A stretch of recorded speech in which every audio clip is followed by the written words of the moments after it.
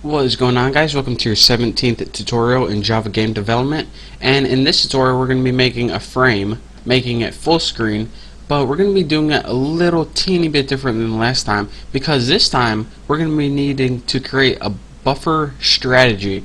And if you forgot from like tutorial 14 or something, this is a thing that takes away flickering. So this is pretty important. So let's go ahead and make a little comment right now and say make frame full screen, because in essence that's all this is going to do. So public void, and just name it set full screen. Look good. And of course it's going to take display mode DM as a parameter. And now let's build the body of this baby. Build the body of this baby. I like how it just rolled off my tongue.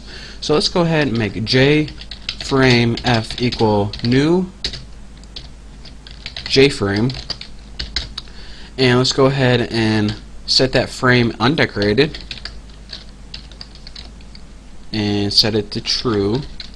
And this means it doesn't have title bars or scroll bars or nothing like that. And what else do we want to do? F set ignore repaint true, and F set resizable false, so they can't resize it. And let's see, oh, another thing we need to do, this is pretty important. In order to make it full screen, get access to the video card, set full screen window, and as parameters takes what do you want to set full screen? Well, that frame we just made.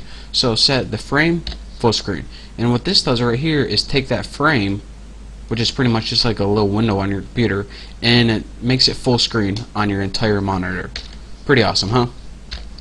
Now let's go ahead and write a simple if statement to check like last time. If display mode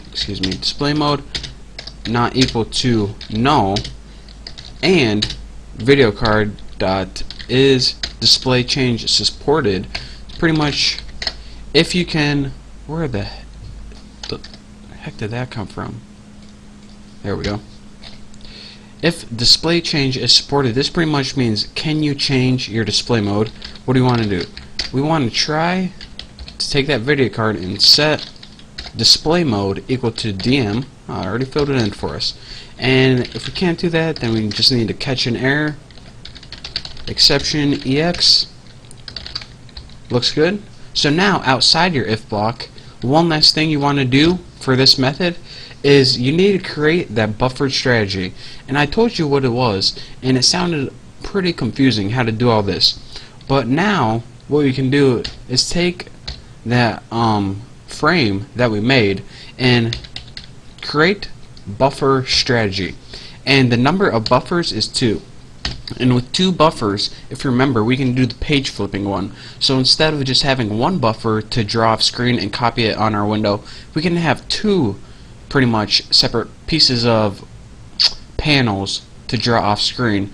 And then we can just draw one, point to it, and that's what shows up on our screen. Then when the other one is ready, have that one show up on our screen.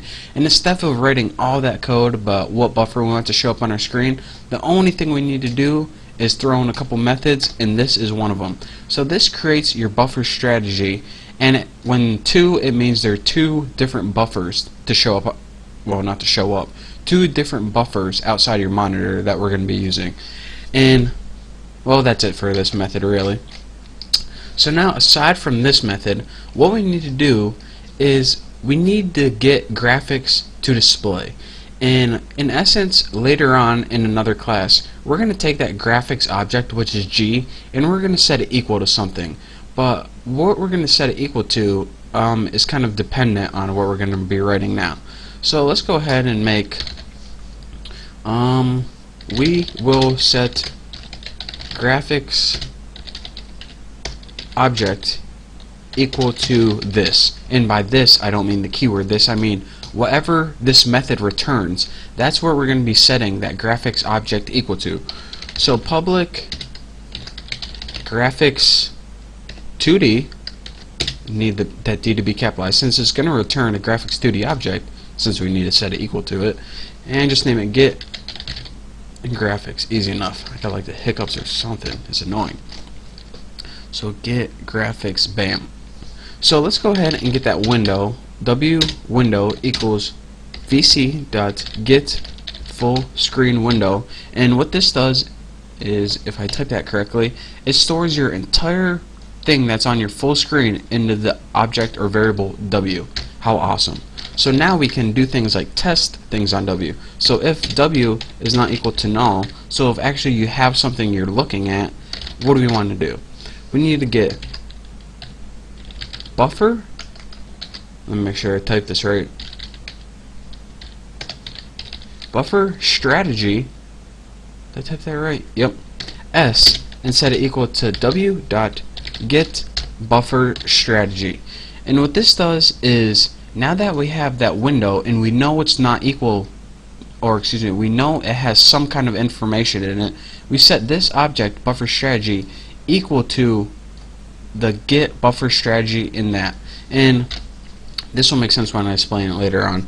But in essence, what we want to do is, now that we have the S set to something, we can return that object. So return, and of course, if this isn't a graphics 2D object already, we want to convert it to one. Graphics 2D S get draw graphics. So now, once we return this, and hopefully it will return this instead of, let's just go ahead and make else return null in case things go wrong. So now what we're going to do is have that G, and we're going to set it equal to graphics 2D. So now that G is going to be a graphics 2D object. So now we can call graphics 2D methods on it, and of course s.getDrawGraphics. So that's pretty much all it's doing for right now. And let's see what other methods. We have to make an update, and we're actually going to be doing an update method which pretty much updates the display in the next tutorial. But for right now, what did we go over? Set full screen to change our window to full screen, and we also made our return get graphics so we can have something to set our graphics object equal to. So for now, thank you guys for watching. I'll explain this later. Once our whole entire program is built, it'll make perfect sense to you. But for now, it's probably confusing. We just need to get these methods built and out of the way. So thank you guys for watching. In the next tutorial, we're going to be building an update and some other cool, neat little methods. So thank you. Don't forget to subscribe, and I'll see you next time.